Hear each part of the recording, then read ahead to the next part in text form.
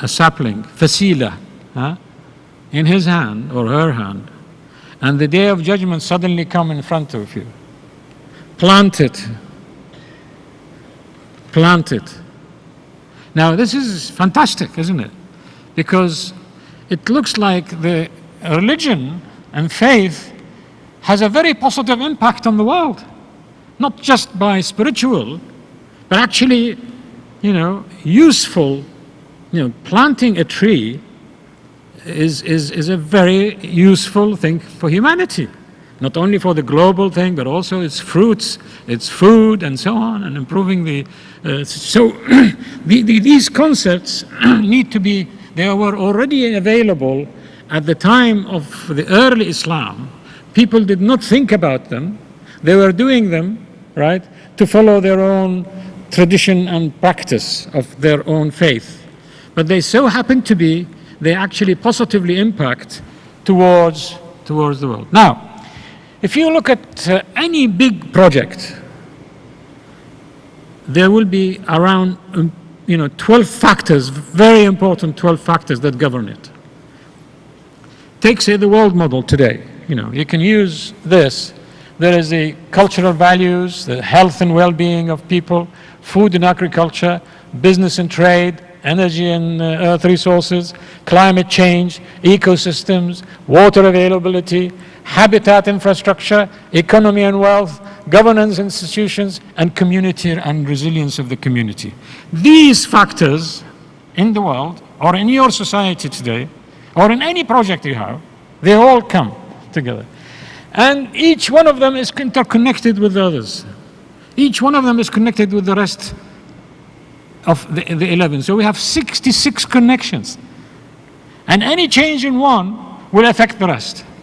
And any change in the rest will change the rest. So it's a huge number of, in a very complex system of interaction of these. And many big projects and even wars or big countries collapse because they don't realize that some of these factors, when they work together, they can produce unexpected results. They call them unexpected consequences. You may solve problems individually and you think, that's fine. Doing money, financial system is fine. But you don't realize that if you're sorting out big problems in energy or something else, and it will combine with the ecosystem, you're in big trouble. And it may even have a shock, like an earthquake or something, which will cause all sorts of problems in the rest. This idea of having an attitude which keeps in mind a global one planet thinking and apply it to projects and apply it particularly on education in subjects, all subjects, maths, physics, chemistry, biology, medicine, fiqh, all comes into that. Right? Most of the fiqh, because of the masalih, fiqh al-masalih, actually gets involved in this without us realizing. Right? So, what it is that but the important thing for future life on this planet and for the future for our children is that all these factors, they need to be dynamically balanced with each other, right? So that they can face shocks, in case there is a war, so that it does not really cause an exponential growth or an exponential collapse. Right, well, how do we solve these problems? What do we do? Where does education come in, right? This is a big question. Now, any problem, when it comes to societies or humanity, needs to have an understanding. People need to understand each other and cooperate with each other. We've got to be able to work together to solve such problems. But how can we work together? Because the world is full of political and religious conflicts. And there is also the greed and so on. All this comes in under political, because politics is about domination. Right? And religion is about firm belief in a system of ideas and your concept of God, and that differ with each other, and people are not very easily moving. They don't shift much. How are you going to solve this? If we are to solve future problems, and if we are to train our youngsters to go and live in this complex world, how are we going to go about it? So this is really a very interesting question. But let's see how things work. You see, as human beings, the way we look at the world, look at each other, and look at the environment, we look at it through our own single personalities. I have my own personality, which is different than yours, right? Each one of us have their own, we call identity. And that goes around all the world. And it is through this mental model that we talk to each other, and you see me through your mental model, and I see you through my mental model. I see you as through my identity, and you see me through your identity. But what is identity? People all say that your identity is actually vested in the past, because it's the way, your family you were born in, and the way you were raised, and the things that have gone into your mind, your education, the media, the interaction with the society, and that's what you are, in addition to some of your own thinking. But majority of what you are is what you have been told, right? You have been taught. That's education. And people think that since it is in the past, and the past cannot change, therefore identities cannot change. Well, that's not right. Our foundation have done a lot of research into this, right? You will wonder, where is Muslim heritage in a minute? I'm coming to this in a minute. You see, identity is based on history, on the past. And if you discover that the history that you have been taught is not quite the real history that you should have been taught, that there are others who are related to you, who have things common with you, and some of them even maybe you think of them as your enemies, you find that they are actually related in one way or another, then you begin to change your understanding. So we call this reperception. Now let me show you how this works. We have a model which is called Be the Future. This is a new framework of thinking. It's a very advanced tool that came through cybernetics and high power management. If you have a mental model there on number 2. If you have a new situation, you reperceive, right? Like suddenly you discover that 1,000 years of amnesia, in the Western mind and in the Muslim mind, which we call the Dark Ages, actually were not dark. They were quite, bright, but they were not European. Those who lived at the time of the Golden Ages in the Muslim world corresponds at the time of the Dark Ages in Europe. So as a European, suddenly when you discover that, you begin to reperceive. This reperception affects the mental model. And when the mental model is slightly affected, it changes attitude. People can change their attitude, and they are responsible for their attitude. Attitude doesn't come in by external influence. Nobody can force you to develop your attitude. Attitude is something that Allah has given you, and nobody on earth can change your attitude. Your attitude could be one of angry, you could be supportive, you could be happy, you could be any form, but it is you who is responsible for that, and you are the one who chooses. As soon as you choose, you change your attitude, and you select it, then you begin to organize, right? Remarkable people throughout history, they have been like this. They were able to reperceive, they were able to change their mental model, they were able to change their attitude, and then they were able to organize, communicate, and then organize. You think about it, and you can start even from the early Muslims, every Muslim at the time of Muhammad sallallahu alaihi wasallam has gone through this. Because suddenly, from Jahiliyyah to Islam, right? From Dhalam to Nur, from darkness to light. This change, it makes them reperceive the purpose of life, reperceive their role in this planet, right? And that reperception changes their mental model. And when they change their mental model, they then develop an attitude. This attitude could be, positive, could be negative, and so on. And then what do? They communicate it to each other. As soon as you communicate, then you start setting up organizations. And that's what happened at the time of Muhammad sallallahu alaihi wasallam. It happens in every movement in history, whether it is Islam or Christianity, communism, you name it. This is the way it works. This is the way it works. So, now where does all this fit in my case and our foundation and our project, and how it will impact on the idea of enriching education and the syllabus in our schools and our universities? The guy you see there, his name is Professor Donald Cardwell. He was at the time, I think, when Dr. Hilal, you were there in UMIST at that time. Yeah, he was the professor of history of science and technology. And he was the one who founded the Museums for Science and Industry in Manchester. Now he looked at me one day and he said, Salim, what are you going to do with your life? I said, what do you mean?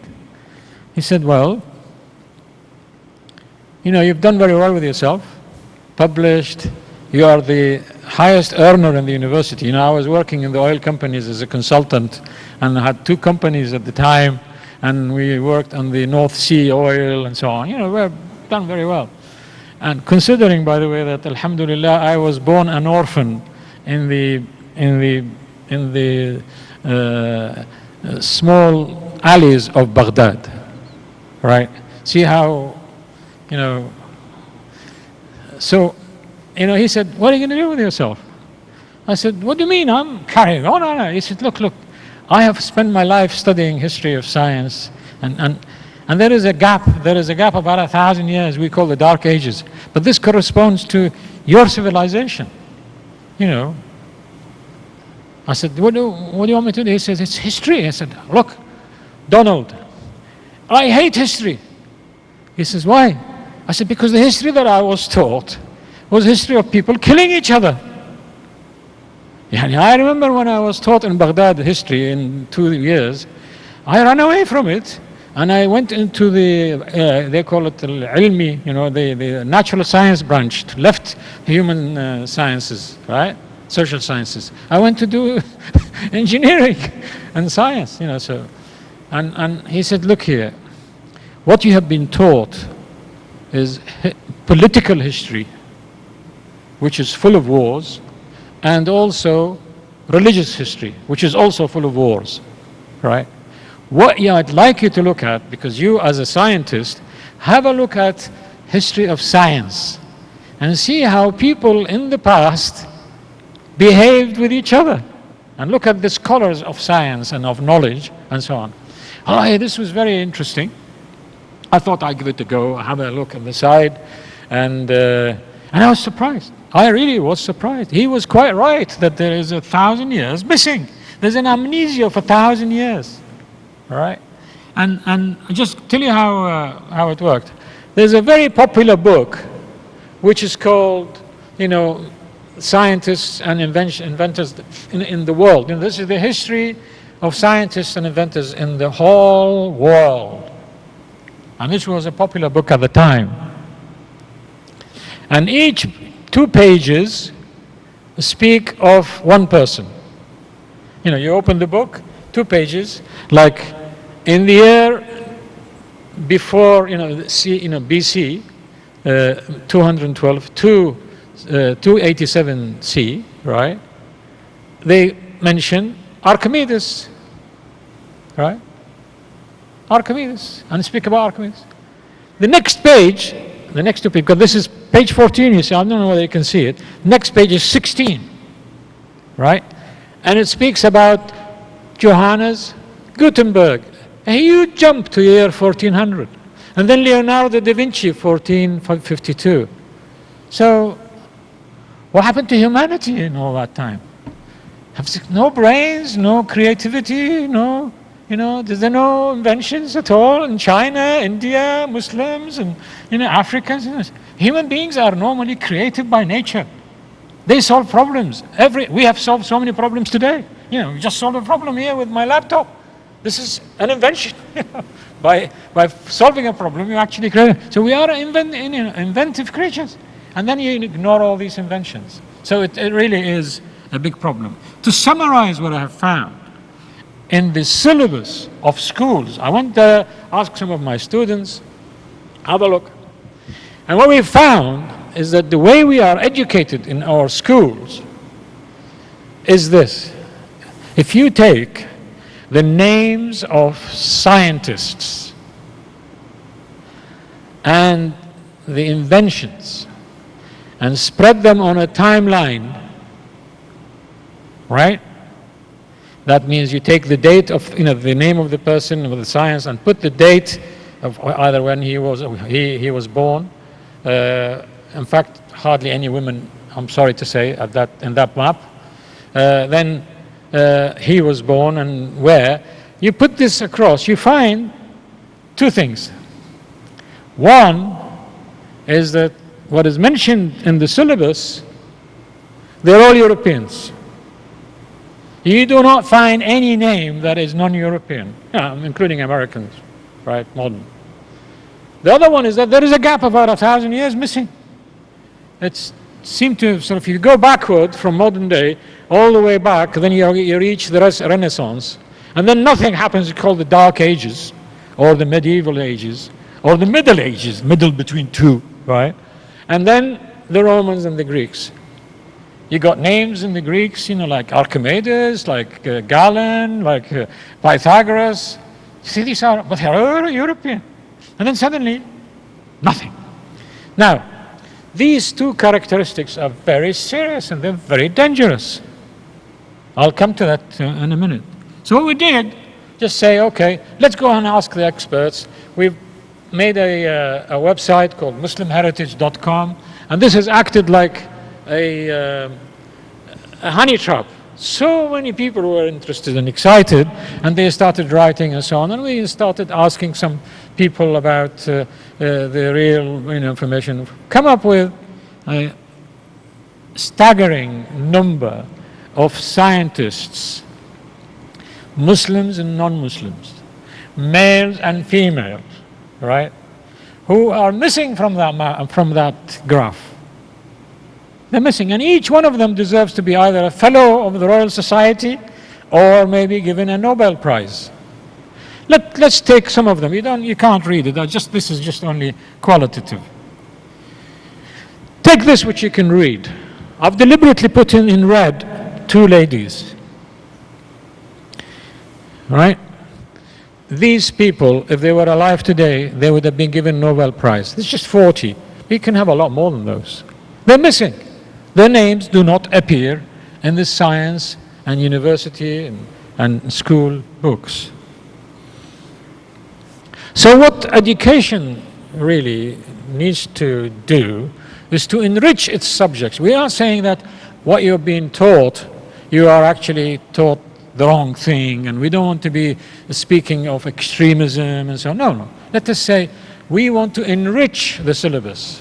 What we'd like you to do is when you come to teach, say, physics or maths, and you come to the name of Newton, right?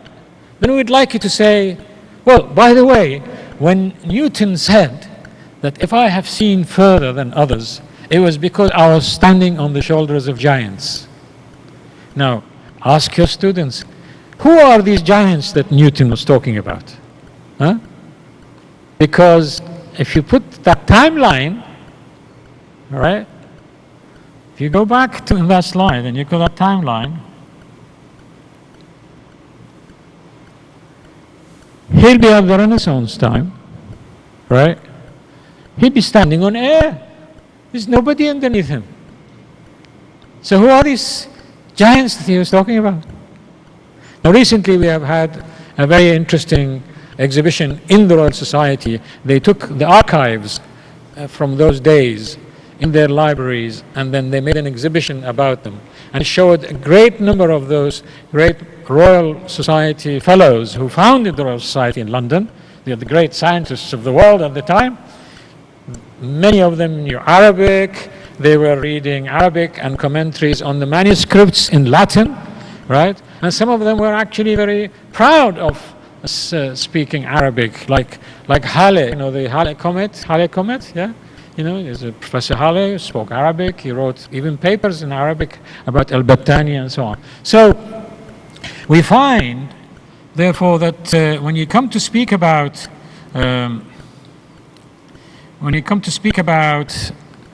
Newton, and you want to enrich the syllabus, then you say, okay, you ask the students to go around and look at who are those great giants that Newton was talking about, and so on. Then you discover that, in fact,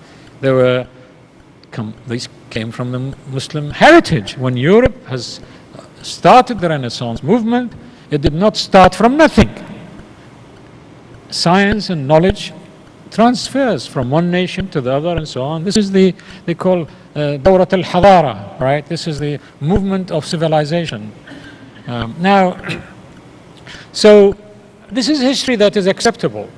It gives you respect. You respect other cultures. You respect the contributions of people who have been in the past, right? I'll give you an example why it is, how we can recognize. You may have a very big building, a very spectacular building, like modern civilization today. You own it, like America does, right? Science and technology, NASA and so on. This house that you own today, through your own work and your money, was built by architects, built by builders, the plumbers, decorators, and so on. And unfortunately, the way we behave today in our schools, we neglect all those people who contributed to the building of the house that you own. You just think, because my house, that's it. You forget about the rest. Well, that is not fair, because everybody should be recognized, whoever has contributed to the building of modern civilization. So our educational system needs to be, to recognize the movements of knowledge and science and how it moved around from one place to another, from Arabia to Baghdad, from India, China, Europe, and so on. Civilization actually moves. Now, why is there a problem with this 1,000 years amnesia? Suppose we don't do anything. Let's suppose we use Horizon 1. Everybody is fine. Let's carry on with this present educational system that we import from our past, which is from America and Europe. This present educational system, which has bred the 1,000 years amnesia, what is it producing?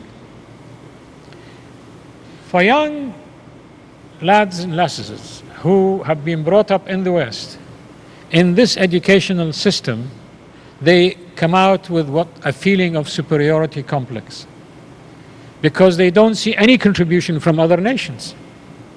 Nobody else has contributed to the science that they see and they read about, except Europeans.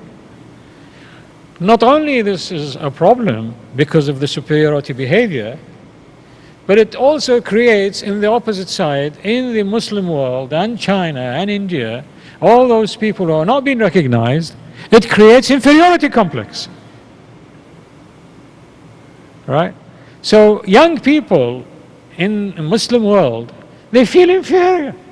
And young people like to express themselves, and sometimes they have to be violent. Even my own kids, in order to show that they have, when they are teenagers and they want to prove their personality and they want to prove something, they start causing problems, so that they carve a space within the family, and they tend to revolt to prove themselves. And and so are nations as well. If you don't recognize, and there are historians who says nowadays, what governs behavior of nations in the long run and behavior of people is not like what Karl Marx have said, it was economics and money and materials. Not like the capitalist theory says that it is to do with consumerism and with money and so on. What is the most important that has governed history's movement is the dignity of man and woman, we mean, right? Dignity, respect. And in fact, there has been a recent Gallup in the United States, an international Gallup, about 10 years ago. They went around the Muslim world and they picked up thousands of young people. Right? I spoke to the lady who has actually been in charge of that project, and they produced statistics. One of the questions says to young Muslims, what do you want from America? 60% of them says, we want respect. We want respect. Can you imagine? They didn't say we want money, they didn't say that. They want to have recognition. Now this is really where it becomes very interesting. So this dynamics of superiority complex in one hand and inferiority complex in the other causes a huge imbalance. Superiority complex feeling without being guided by moral ethics, it is very dangerous. It could produce killing 20 million red American Indians. Wipe them out in the name of civilization, in the name of high culture, because they're savages. When I was a young boy, I used to like